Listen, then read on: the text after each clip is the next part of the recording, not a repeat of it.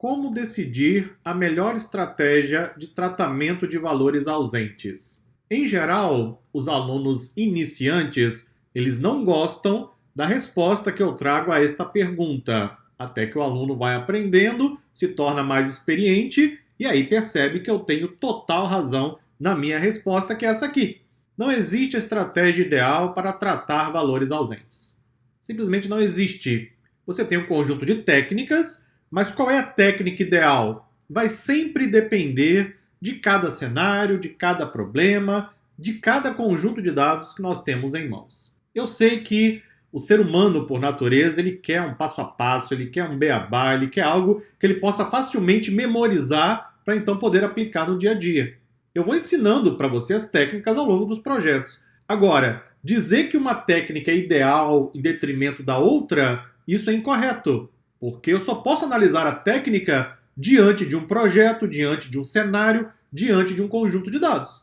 A mesma técnica, ela pode ter efeitos completamente diferentes em dois conjuntos de dados. Em um conjunto de dados, a técnica se apresenta excelente. Para outro conjunto de dados, apresenta um efeito catastrófico. Então, não há como você dizer qual é a estratégia ideal para tratar valores ausentes. Vai sempre depender da palavrinha mágica, análise. Temos que analisar cada situação. Entretanto, nós podemos facilmente identificar quais estratégias não devem ser usadas ou devem ser evitadas. Aí é bem mais fácil.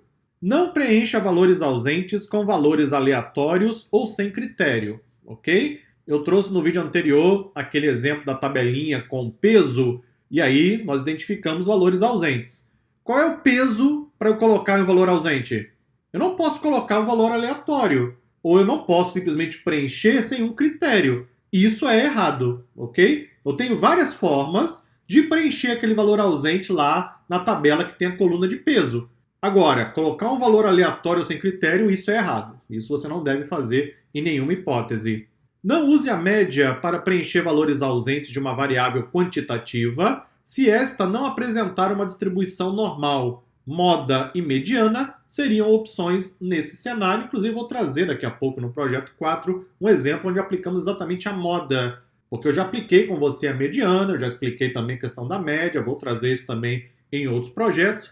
Média, moda e mediana são estatísticas de tendência central, as estatísticas mais básicas que você pode ter em um conjunto de dados. Daqui a pouco eu vou defini-las junto com você e aí vamos aplicar uma delas para tratar valores ausentes. A média ela é impactada por valores outliers e ela vai apresentar um comportamento diferente se a variável não segue uma distribuição normal. Então, nesses casos, eu não deveria usar a média.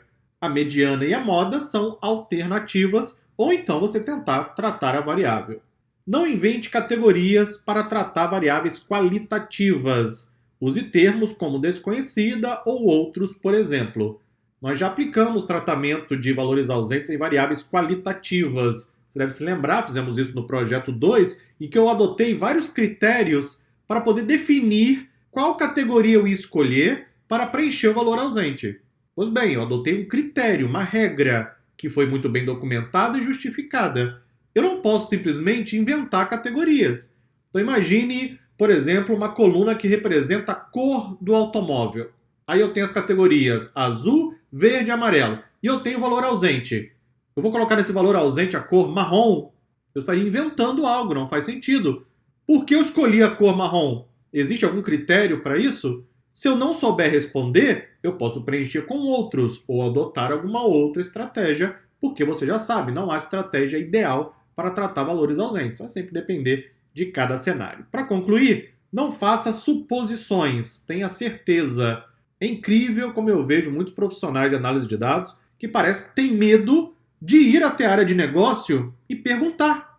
Ou então ir até o dono dos dados, é um termo muito comum hoje em dia, não é? Quem gerou os dados? Quem é o dono dos dados? E pergunte, olha, tem aqui valor ausente. Essa informação eu encontro em algum lugar? Se por acaso eu preencher o valor ausente utilizando esse critério, você considera isso razoável para esse problema de negócio? Pergunte, não faça suposições.